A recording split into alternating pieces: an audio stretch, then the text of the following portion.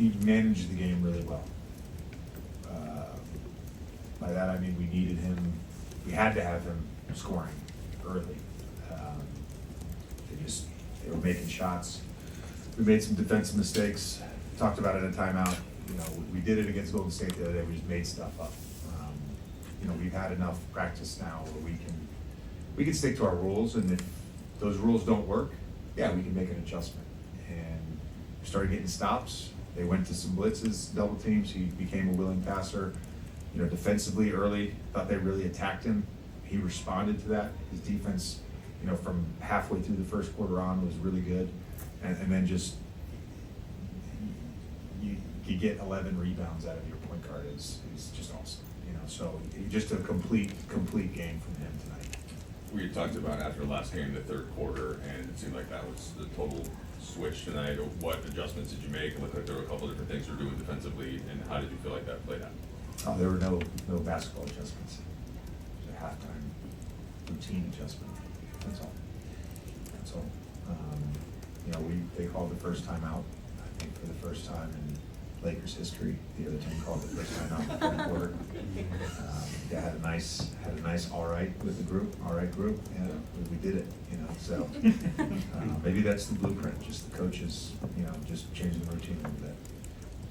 What did you say to Luka after he missed that layup, when he had 48? Like, you guys had an exchange. And There was some discussion around whether or not, you know, I'm trying to get the guy 50, and, you know, I'd already given him 3 chances. I gave him a 4th chance, he gets fouled, he blows that too, so. No, he was awesome.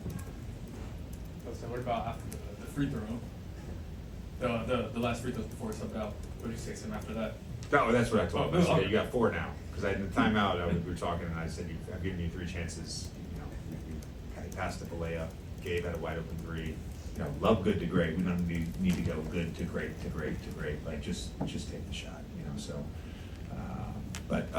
You know, to do what we did tonight against that team, which, going back to last year, I know the first game of the season was like a 6 turnover game for us. The next 2 in Minnesota were, if they weren't high teens, they were low 20s turnover.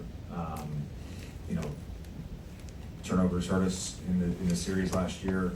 I think we had 2 shot clock violations, so we basically had 10 turnovers as a team. Austin having 11 assists and 1 turnover. Luka having 8 with 3 turnovers. Like, our primary guys really just managed the game well, and we got good shots. We had some timely crashes, made some timely defensive plays during that run in the second half. Just a really good effort from our guys. Since Luka's not the only guy on the team tonight, actually, what do you think about DeAndre Ayton tonight, the way he played? Did he play with the force you wanted to see? Yeah, DA was great. I thought his patience for the game was really good.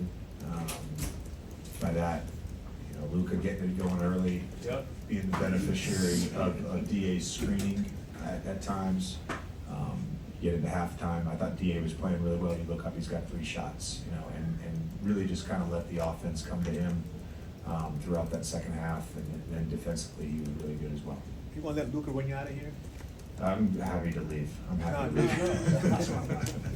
JJ, you know, Laker fans are known for being so rational and reasonable and patient.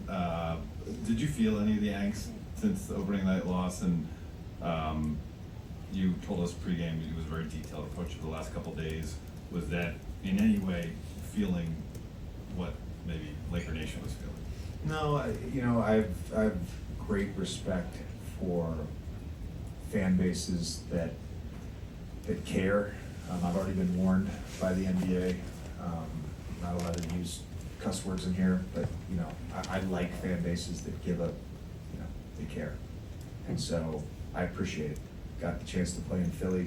It's like an honor to coach this team and be a part of this organization, and try to lead this group and represent this fan base. So I'm well aware that angst exists, and there's an overreaction to everything. I followed and been in the NBA long enough to know that exists with fan bases that that care as much as the Lakers fan base do, but it didn't change or affect, I don't think, me or the group at all in terms of our preparation for this game. And we have a really tough stretch coming up over the next week with these 4 games coming up, so we just got to continue to build, continue to work.